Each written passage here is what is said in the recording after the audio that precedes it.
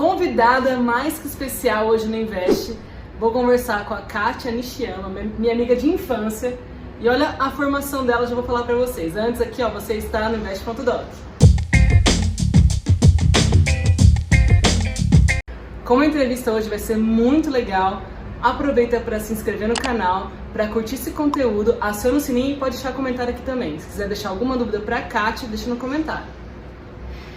Então vamos lá, essa aqui é a Kátia Nishiyama Alves, é minha amiga de infância e ela é hoje doutora em economia, formada em matemática pela Unesp, formada graduação também em economia pela FGV do Rio de Janeiro e agora doutora. Kátia, o que você está fazendo hoje na sua carreira? Atualmente eu tô semi-desempregada. Now the world don't move to the beat of just one drum. Tô brincando. Eu tô com algumas disciplinas que eu tô dando aula na graduação da FGV do Rio de Janeiro. E nesse meio tempo eu tô fechando meus artigos da minha tese de doutorado para tentar uma publicação e me inserir melhor no mercado. Perfeito. Aqui a gente fala muito sobre investimento, e uma coisa que o pessoal não sabe é se tem muita relação investimento com a economia diretamente ou não tão diretamente. Como que você vê isso? Bom, você entender um pouco de economia, os princípios básicos, entender um pouquinho de macro, como funcionam os mercados, vai te ajudar muito a investir. É claro que você pode investir sem saber disso, mas é condição necessária e não necessariamente suficiente. E o que é macroeconomia? Então a gente costuma brincar que macro é micro e micro é matemática, e matemática é uma coisa que ninguém tem direito o que é. Mas enfim, o que as pessoas mais ou menos estão acostumadas a comentar são resultados macroeconômicos que vêm de uma teoria.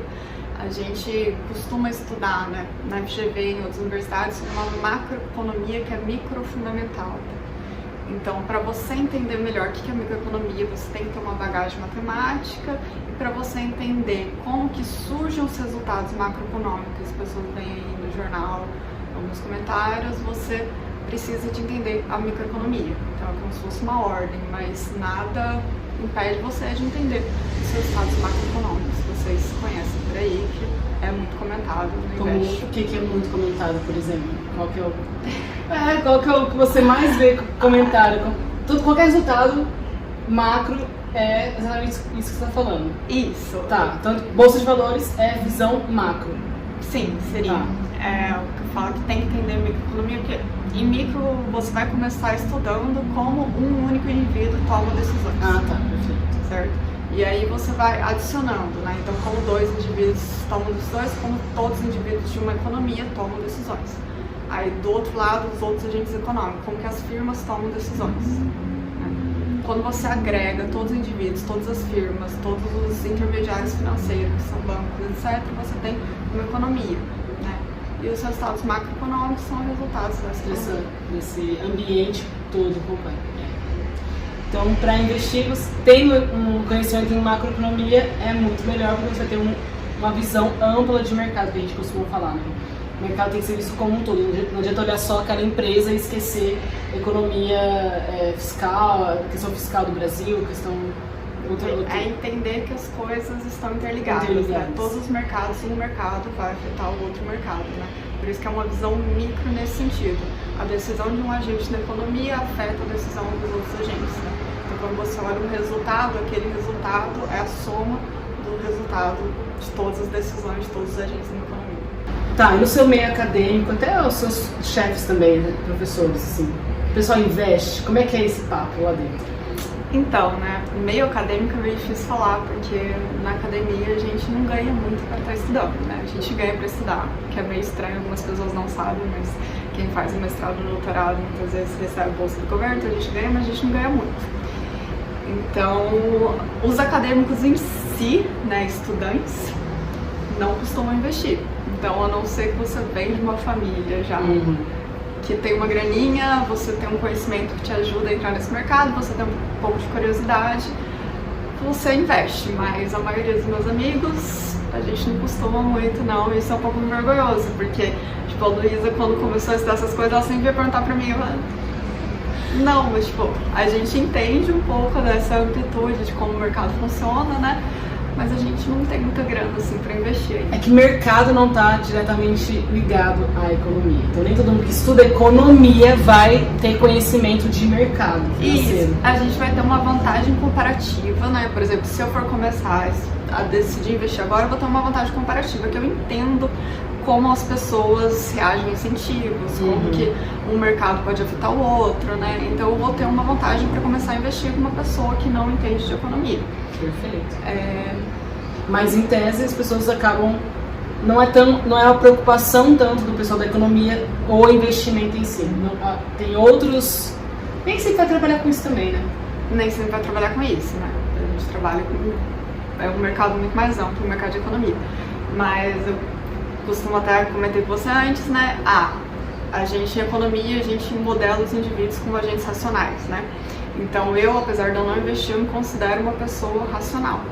Por quê? A gente tem que decidir o que a gente faz com o nosso tempo e com o nosso dinheiro, nesse sentido.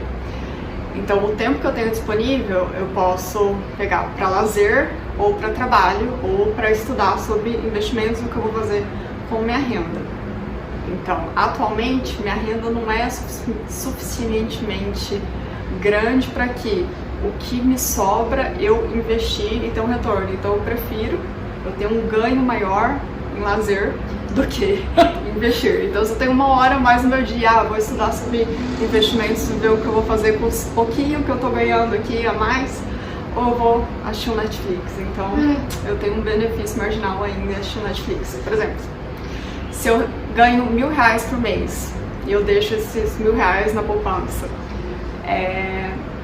eu tenho pouca renda, na verdade, tenho negativa porque a inflação hoje em dia está muito alta. Mas se eu ganhasse R$10.000, se eu tivesse uma poupança por mês de R$10.000, aí meu custo de oportunidade em estar investindo essa grana seria muito maior, né? Então seria preferível gastar minha uma hora para tentar investir essa grana do que uma hora de lazer. Ou então colocar essa grana em você mesmo para gerar mais renda depois. Eu acho que isso é uma coisa muito para quem está começando a investir.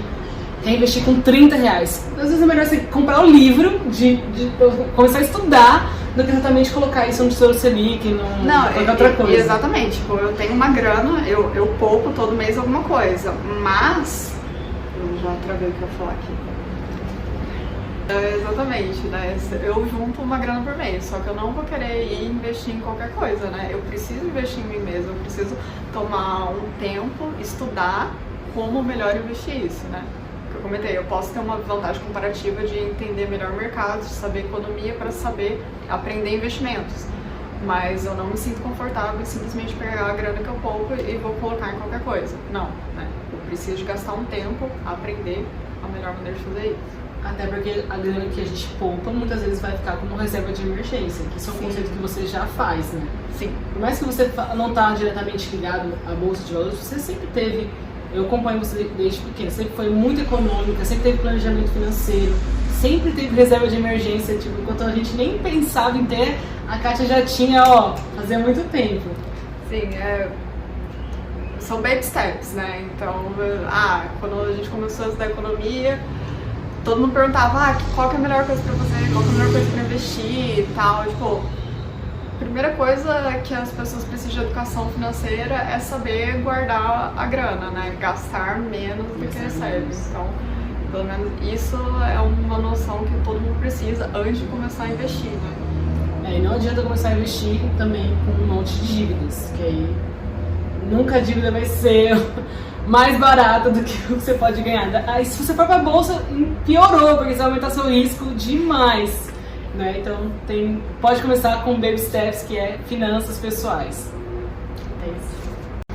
Vamos aproveitar, fala um conceito básico de economia. Então, eu citei aqui um termo que a gente usa muito em economia, que é cuja oportunidade. Então, por exemplo, minha mãe, ela trabalhou muitos anos, ela pagou para trabalhar. O que ela recebia com o serviço dela não cobria os custos. E muitos trabalhos que a gente faz, muitas decisões no nosso dia a dia, a gente não percebe que a gente tem um custo que não é monetário. Um exemplo, minha mãe é médica, ela trabalhava na clínica dela, que é um imóvel dela.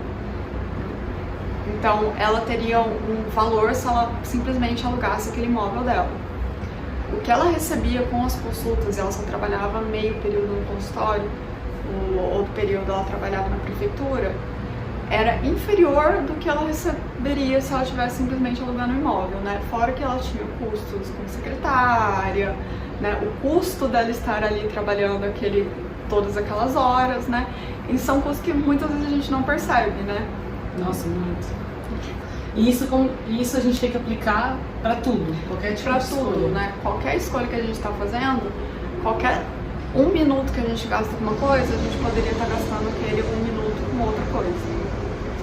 Custo de oportunidade. De oportunidade. É isso. Tô já pensando para minhas coisas já. Não, por exemplo, o trabalho que a Luísa está fazendo aqui, ela não está recebendo nenhum valor monetário de estar passando um conhecimento para vocês. Sim. Mas a gente tem um benefício intrínseco, um bem-estar que a gente tem de estar passando isso, né? Sim. Então pode não ser um valor monetário que ela está recebendo, mas ela tem um valor intrínseco para ela que vale mais a pena do que ela está recebendo por alguma outra advocacia que ela esteja perdendo o tempo dela com isso. É prazeroso. Por isso deixa o like aqui pra ajudar a gente, já que é de graça. Passou uma... Foi o pi aí, pelo amor de Deus. Mas e outra coisa também boa é que a gente pode se encontrar com os amigos que agora são doutores, que eu gosto muito da Kátia, a gente tem uma amizade muito boa e é incrível poder agregar o conhecimento dela pra minha vida. E uma pergunta que eu vou fazer agora, mais pra frente você vai investir. Você acha que você vai direto pra bolsa? O que você acha que é o seu perfil? Eu acho que eu sou uma pessoa bem conservadora mesmo, assim, bem-estar pra tudo. Então, vou começar com coisas mais... Renda fixa. Renda fixa, provavelmente. Mas vou ficar estudando sempre, né? Sim, uma coisa com ser certeza. acadêmica, a gente estuda por causa da vida. E na medida que a gente vai vendo oportunidades, a gente vai evoluindo também. Você acha isso? Você acha que quem vai pra bolsa, quem tem 100% da renda em bolsa é maluco? Ah, eu acho. Você acha? Eu acho. Tem muita gente que é 100%. Nossa, então gente, já fica a dica. Não, mas eu não tenho 100%. Tem reserva de emergência, tem renda fixa, tem só, acho que é 40% da minha carteira tá na bolsa de valores. É muito? Não é isso. Eu acho que pra você ter o dinheiro em bolsa, então é uma coisa que eu não tenho, né? Você tem que ter um tempo pra estar acompanhando isso, porque é uma coisa muito volátil, né? Sim. Então eu prefiro gastar o meu tempo com outras coisas, né? Tipo, mesmo assim, eu dando aula, né? Pra mim, o benefício que eu teria na bolsa e tá tendo que gastar um tempo no meu dia a dia pra estar acompanhando isso, eu poderia dar, por exemplo, uma aula particular. Por exemplo, minha renda com uma hora de aula particular seria maior do que o retorno que eu teria na bolsa. Assim, minha opinião. Que é exatamente o conceito que a gente falou hoje. Espero que vocês tenham gostado, gente. Essa aqui é a Kátia, vou deixar a rede social dela aqui na descrição do vídeo pra vocês entrarem em contato com ela se quiserem, claro. Eu tô morrendo de vergonha. Não, mas, gente, ela, excelente, ela é uma pessoa incrível. Se vocês quiserem entender mais também sobre economia, a gente pode marcar um outro bate-papo com temas específicos. Tem algumas coisas que a gente fugiu aqui, tipo inflação, situação do país, a gente não quis falar sobre isso ainda. Ela nem perguntou o que eu estudo, né? Ah, é verdade. O que você estuda? Não, a gente Agora deixa você pra fala. próxima, a gente deixa pra próxima. Então tá bom. Gente, espero que vocês tenham gostado, deixa o like aí. Muito obrigada. Tchau, tchau.